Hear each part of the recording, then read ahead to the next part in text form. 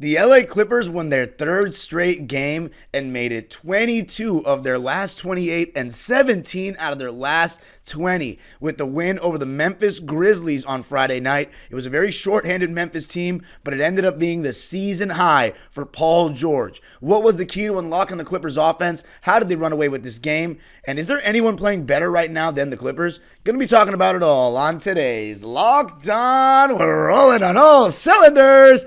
Clippers.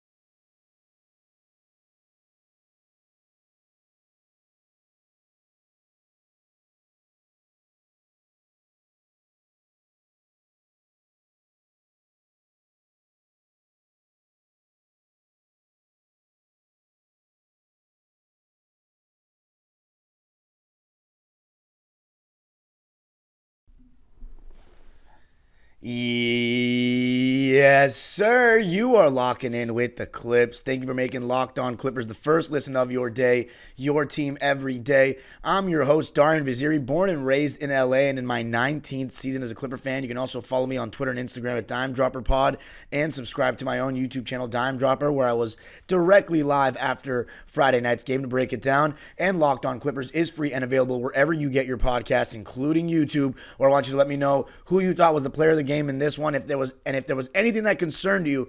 And I don't want it to be the bench warmers. I get it, second game in a row where the bench warmers or the third stringers kind of allowed the other team to make a run, but I don't take that seriously at all. The game was already in the refrigerator. I'm not going to say anything about the fourth quarter in this episode. Clippers did get outscored in that quarter, 40-28, but they were fine the rest of the way, and they led by as many as 23 in this game and won it 128-119 to move on to 25-13 on the season. We're back to 500 away from home and 9-9. We are 22-6 since we made the change of putting Russell Westbrook on the bench and bringing Terrence Mann into the starting lineup. We're 17-3 in our last 20. We've won 3 in a row. We've won 8 out of 9. The Clippers are absolutely rolling right now. The only loss in the last 9 was that Laker game. And of course, the 3 losses were the Lakers and then the 2 without Kawhi against Boston and Oklahoma City. There are not many teams playing better than the Clippers right now. But before we do that, let's just talk about the game. And the game, we were playing against a Memphis Grizzlies team that was severely shorthanded. No Ja Morant, who's out for the year. No Brandon Clark, who's out until at least like February. No Steven Adams, who's out for the year. No Santi Aldama, who's been one of their leading scorers. No Marcus Smart. So you had to come in and expect the Clippers to take this one by the scruff of the neck, and it actually took a while. It was a very slow start, sloppy offense. You know, the Grizzlies were switching a lot. You had Xavier Tillman guarding Kawhi, Desmond Bane guarding Paul George, Vince Williams guarding James Harden. Jaren Jackson and Tillman would split time on Kawhi, but it's just a lot of switching from Memphis, so you know it's going to force a lot of one-on-one play, and in the beginning, the Clippers didn't fully get going with that. And on the Clippers side, we're going to switch 1 through 4, obviously. And I thought we did a pretty good job defensively the whole game. Now, one thing I noticed that we were doing was we were blitzing Desmond Bane. Mike Fratello called that out in commentary. And part of the reason we do that is because he's such a good pull-up shooter. And the Grizzlies are not shooting well from 3 this season. So you blitz him, make him get rid of the ball, make somebody else beat you. And you know the funniest part is that Memphis actually shot really well from 3. They shot 41% from 3 in the game, but from the field, they only shot 43%, and from the free throw line, 70%, whereas the Clippers shot 55% from the field, 48% from 3. They actually didn't shoot that well from the line this game for a change. They've been shooting really well from the line lately, just 15 for 20 in this one. But the three-point percentage by the Clippers, 48%. We're second in the league right now behind Oklahoma City in three-point percentage, and it's by like 0.4 percentage points. We could be the best three-point shooting team in the league this year by season's end. And that's never a bad stat to have. Never, because we already play defense. I'm excited about the possibility because what I love is that the Clippers don't take too many. And there's a lot of people, including in Clippers brass, that wants the Clippers to take more threes. I think this is why we're always top in percentage, because we don't overdo it. We have Harden now, so we're going to take more, but we don't overdo it. I always believe in taking the right threes and taking more if you have rhythm than we got to take this many number of threes going into the game because of the math. I'm not a fan of that approach. I think basketball is a game where you have to read and react and see how things are going. And yeah, of course, in today's NBA, you basically have to shoot 30 threes a night. But I think the way you run your offense generates that naturally. I don't think you need to force stuff, if that makes sense. But blitzing Desmond Bane, forcing other guys to beat us. And they started out actually winning 26-23 after the first. We were just really cold, just weren't making shots. Paul George, funny enough, in the first quarter, he was actually 1 for 5. The rest of the game, 11 for 13. The guy caught fire. And it started in the second half of the second quarter where he just started going off. He hit 4 threes. 3 threes in the second quarter, 4 in the first half. He had 13 points in the second, and it was just coming easy to him. He played the whole quarter, he and James Harden, and it was funny. I think they kind of split it. James Harden in the first half of the second quarter was dominating everything. He was finding guys on pick and rolls, whether it be Tice for a lob. He found Amir Coffey for a double drag corner 3. Then he had a floater. He had a 4-point play. He kind of took over the game, and James Harden, I like the way he's been selective about the time that he's taken over the game and really gone into his ball dominance. And sometimes the Clippers allow that, and it pays off with good stretches of offensive basketball. Paul George, though, in the second half of the quarter, as I said, he just got really hot, hitting contested shots, step backs in the right corner. I just love the way Paul George has been shooting the ball lately. It's been a nice mix. It feels like the mix that he's always wanted of catch and shoot looks, shots coming off screens, and then some isolation in there. And I think he's kept in rhythm. And what's amazing is he hasn't really been getting to the foul line like that. Let me see how many free throws he got in this game. He got 6 free throws in this game, and he made all 6. So I love to see that. But his jumper's just been falling lately. And I know one of my problems with Paul George is he falls too in love with that 3-ball and contested jumpers. But let me tell you something. When it's going in, by all means, take them. If it's going in and you're feeling it, keep taking them. And Paul George has been scorching hot from deep lately. Just scorching hot. But yeah, he really took over. Clippers were up by 12 at halftime. The second quarter, we shot 16 for 20 from the field and 7 for 10 from 3. And it was a mix of everything. Amir Coffey had a great quarter. He actually had 7 points in the second. So you had James Harden with 8 in the second, Paul George with 13, and Amir Coffey with 7. So just off those alone, those 3 players, you have 28 points in the quarter. Russell Westbrook, he actually didn't play the quarter at all. I'll talk about him a little bit later. But yeah, what an electric second quarter for the Clips, and that's where we really created separation. We led 42-27, or outscored them 42-27 in the second quarter, and we had a 65-53 lead at the half. Both teams were shooting well from 3. It's crazy because at one point in the first quarter, Memphis actually had a 7-point lead. So it wasn't like it was always easy. But also, I didn't mention this, but some Norm curls in the second quarter. Norm curling from left to right, getting a couple of buckets. And I thought Daniel Tice was really good as well throughout the game, but also just in that first half. I thought he hit that open 3 he took from the top of the key, finishing around the basket, feeding off of James Harden or Russell Westbrook. Good defense, switching a lot, active at the rim, got a couple of blocks, and had an amazing outlet pass to Paul George in that second quarter. That was amazing. I haven't really seen that from, from Daniel Tice. So really cool to see that.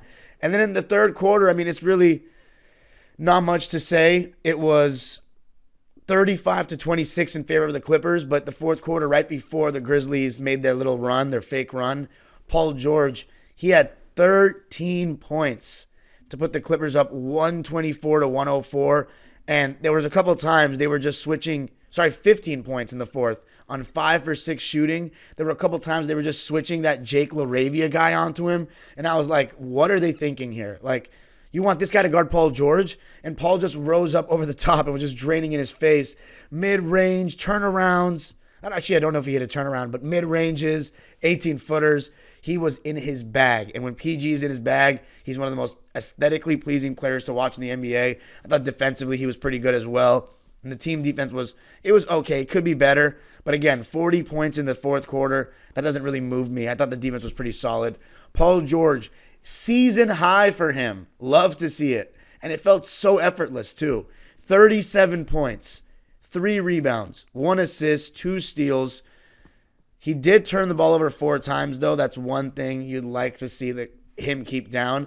We turned the ball over in this game 12 times, so he got a third of them. That's not good. But 2 of them were ridiculous double dribbles that he fumbled the ball. They weren't actually double dribbles, in my opinion. So bad calls. He shot 66% from the field, 70 from 3, and 100 from the line. 12 for 18 from the field, 7 for 10 from 3. 6 for 6 from the line in 35 minutes. Podcast P continues to play at an extremely high level. He is playing at a very high level right now. He absolutely, unequivocally deserves to be an all-star. He's increased his average in the last couple of games from 23 points a game. Now he's averaging 24 points a game. He's averaging the exact same amount of points that he did last year, 23.8. And he's shooting 47% from the field, which is his highest of his career. Wow, if it was to end, if the season was to end today, he'd be shooting the highest field goal percentage of his career, and he'd be shooting the highest 3-point percentage of his career with 42, and the highest free throw percentage with 92. Let's see if that stays. But Paul George has only missed 2 games this season. We're 25-13, and that's not coincidence. Put some respect on Mr. Podcast. And coming up, going to be talking about the Clippers and why they're just so hard to beat right now.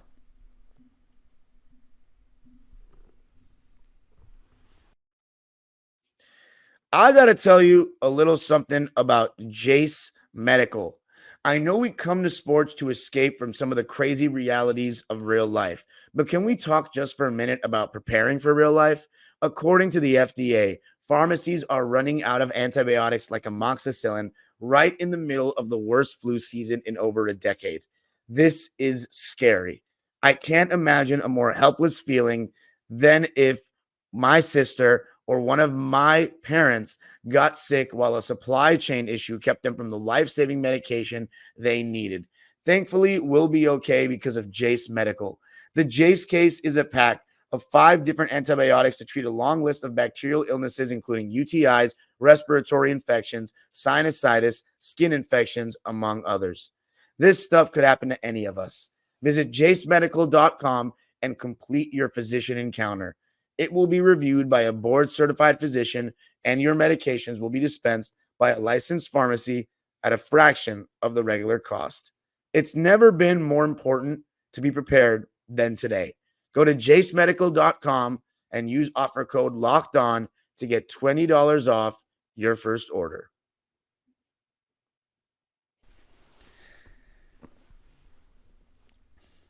All right, so the Clippers beating the Memphis Grizzlies in their 4th and final matchup of the season this year, beating them by a score of 128-119. We win the season series against them 3-1. We should have been 4-0. That first game at home with James Harden was insanely disappointing. It looked like a completely discombobulated team entirely. But I'll tell you this, the Clippers continue to improve with each passing game, and that is what you want to see. Actually, we haven't played the Grizzlies a second time in Memphis yet. I don't know why I said that. We're playing them on February 23rd. So never mind. The season series is not over. It's 2-1 Clippers. We've won the last 2 games, but we should win that last one because they have so many injuries. It doesn't even matter. Why is it so hard to beat the Clippers right now? We just have too much talent on most nights. That's the simple fact. We have too much talent on most nights. I haven't even mentioned Kawhi Leonard, who I thought was very good yet again. Right now, Kawhi Leonard is playing better than any Clipper we have ever seen. And that's not surprising, but it's amazing to say that. It's amazing to be in the moment and acknowledge it and not be insanely worried. I mean, I am still worried in the back of my mind about, the I word, but right now it's not happening. And I'm going to keep knocking on wood. I'm going to keep mentioning it and knocking it on. I'm going to keep mentioning it and knocking on wood because you guys have seen. It seems like the formula.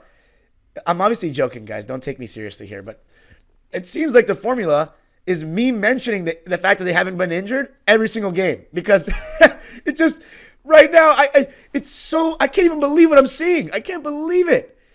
38 games into the season, we're 25-13, and Kawhi's only missed 4 games.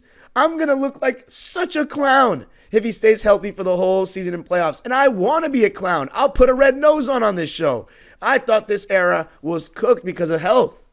And right now they're showing, don't give up so soon. We still got something. And I'll tell you this, you might be thinking, don't say this now. The playoffs haven't started. It doesn't matter. You need good health in the regular season to be a good playoff team 90% of the time, 99% of the time, because you build good habits. That's what it is. That's what it's all about in the regular season. And that's why this Clipper team this year, it genuinely feels different, because it is different. It's not just that we have James Harden. It's not just that we have Westbrook from the beginning of the season.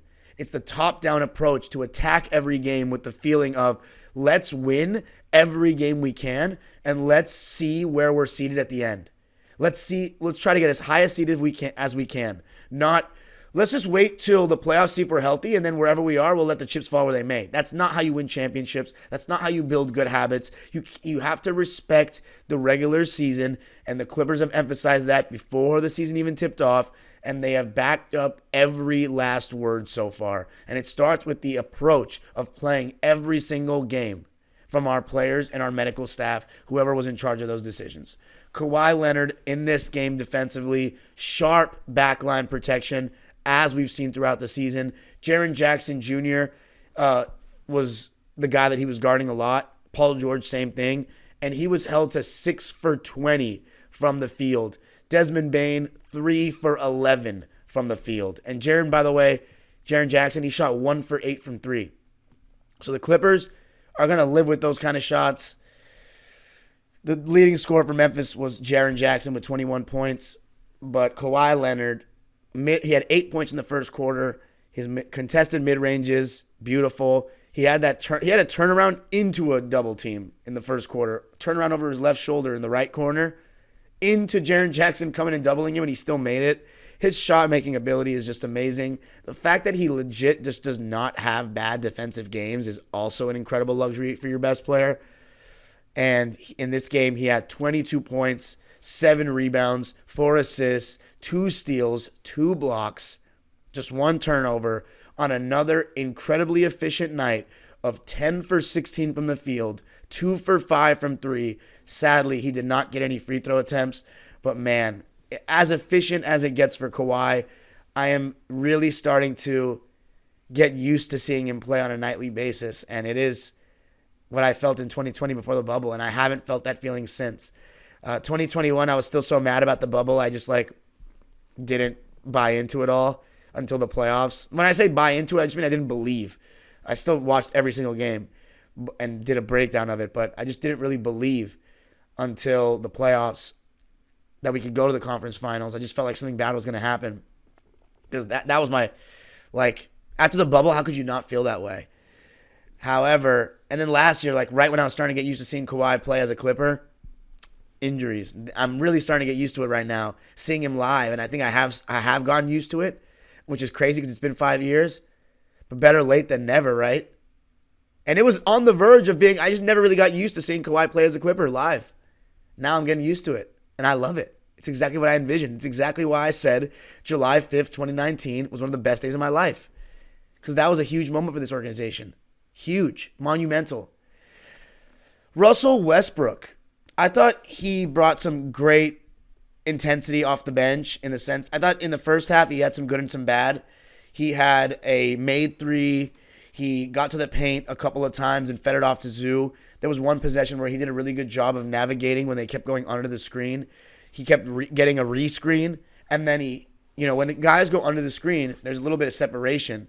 If you can hit a burst there and try to get by them on that separation, even though they're back, even though they've taken a couple of steps back, that's one way to try to beat it. Sometimes you just don't create enough separation because the guy is already a couple steps behind you waiting.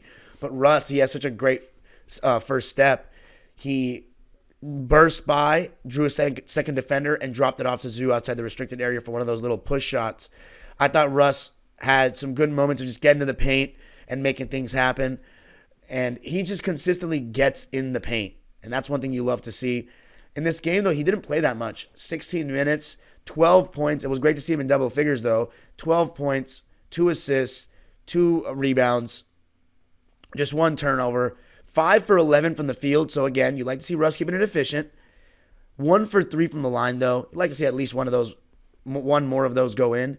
And then 1 for 3 from deep. What do I always say?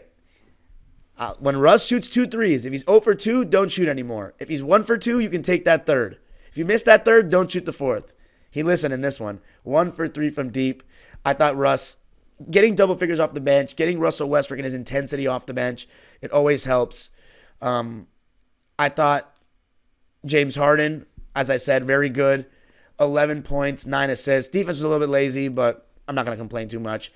3 for 7 from the field, 2 for 4 from 3, and 3 for 3 from the line. So not that many shots for James Harden. He did have the ball, though, a lot. He played 28 minutes, and he was the highest in the plus-minus of any Clipper with a plus 20, and that showed with that second quarter run that he sparked us to be on. Amir Coffey, he was excellent on both ends of the floor. He continues to play really well. Had some fallaways going to his left. I love the Brewmaster. I love that this trade has given him the opportunity to play consistent minutes and be part of this rotation because he's one of our homegrown guys, and he really deserves it. He's a solid player. We've known this for a while. Kawhi said it after the game that in 2022, that's when he got a lot of reps, and he just hasn't had a chance. Amir in this game, 13 points on 6 for 6 shooting. Didn't miss one shot. 1 for 1 from 3. Very solid game from him in 26 minutes of play. And yeah, coming up, going to keep talking about other Clipper players, Ivica Zubac, Terrence Mann, Daniel Tice, Norman Powell. And then going to be talking about a real thing, a real question. Is anyone better than the Clippers right now? Let's talk about it coming up. I got to tell you a little something about Prize Picks. Prize Picks is the best daily fantasy sports platform in North America, the easiest and most exciting way to play daily fantasy sports. And here's how it works. All you got to do is pick more than or less than on 2 to 6 player stat projections, and then you let the winnings roll in. With basketball season and football season happening simultaneously, you can now pick combo projections across football and basketball from the Specials League, a league created specifically for combo projections that includes 2 or more players from different sports or leagues. For example, you can take Kawhi Leonard more points, and then you can take Puka Nacua on touchdowns. Prize Picks even offers a reboot policy so that your entries stay in play even if one of your players gets hurt. So for football and basketball games, if you have a player who exits the game in the first half and does not return in the second, that player is rebooted. Prize Picks is the only daily fantasy sports platform with an insurance policy. All you got to do is go to prizepicks.com/LockedOnNBA and use code LockedOnNBA for a first deposit match up to $100. That's prizepicks.com/LockedOnNBA and use code LockedOnNBA for a first deposit match up to $100. Prize Picks, daily fantasy sports made easy.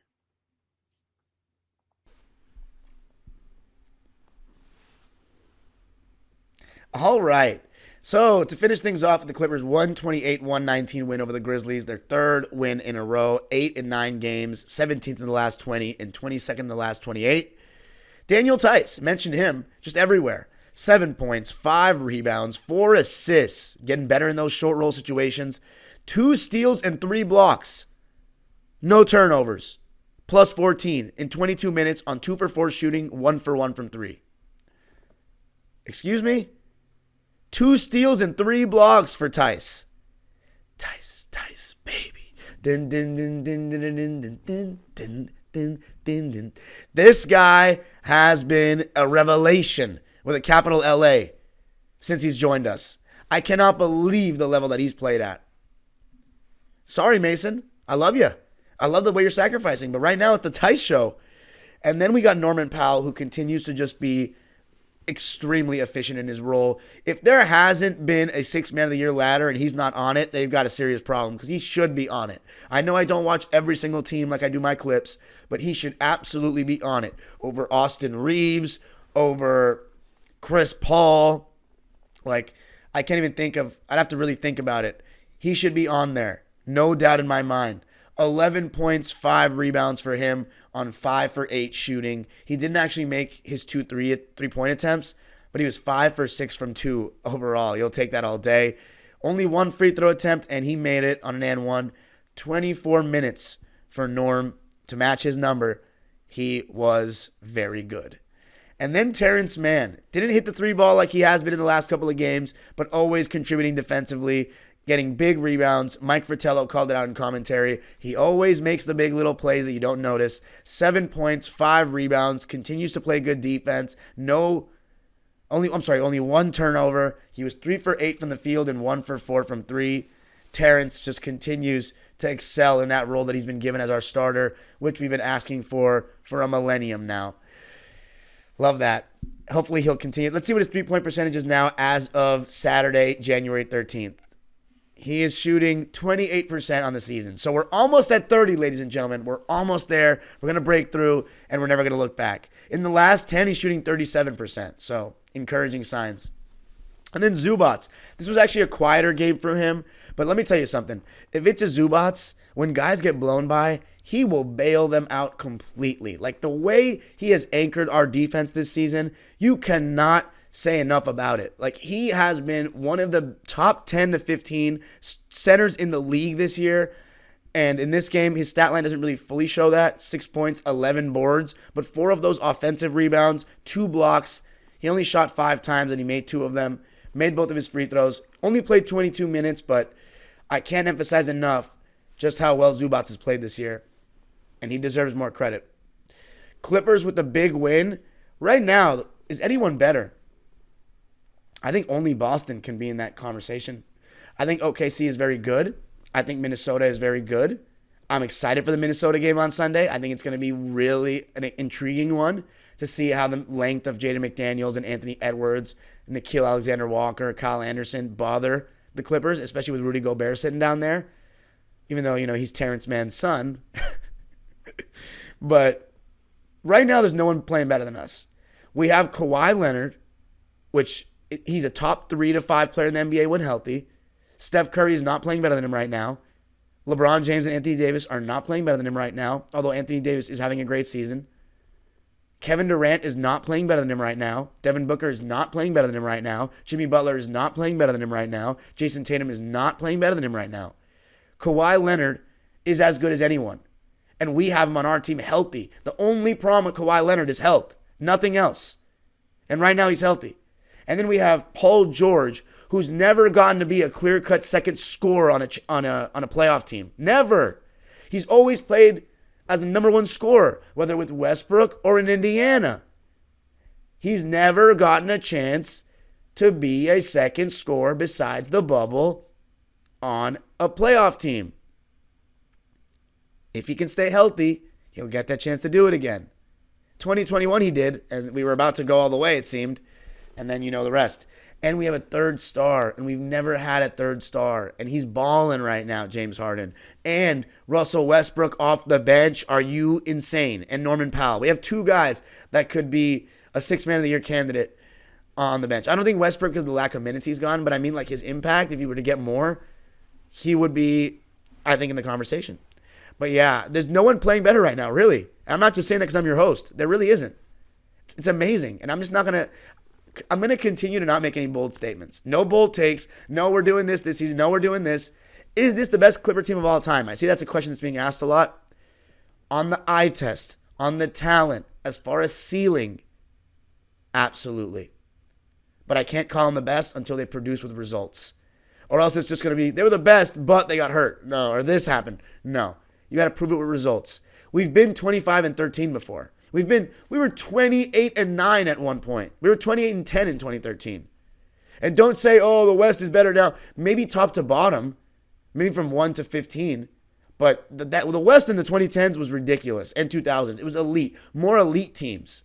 Like San Antonio and OKC, they were powerhouses. Besides the Nuggets, we don't really have a powerhouse right now. Actually, we do. And you're looking at the host of that podcast of that team. You can follow me on Twitter and Instagram at DimeDropperPod. Subscribe to my own YouTube channel, Dime Dropper, for even more LA Clipper and LA sports content and NBA content. And Locked On Clippers is free and available wherever you get your podcasts. Let me know what you think in the comment section about PG's performance. And just give me your thoughts on the team right now and your predictions for the Minnesota game. What are your keys for that one? It's going to be a big one. Sunday, 4 o'clock Pacific time. Let's see how it goes. It's NFL playoffs this weekend, so it's a very hectic weekend in sports. Internationally, you have the Asian Cup and the African Cup in soccer. It's a big-time weekend in sports. So enjoy it and relish that your team is arguably the best in the league. The age-old proverb continues. Go Clippers. We coming for those top 3 seeds, Denver, OKC, and Minnesota. And we're going to start on Sunday taking names.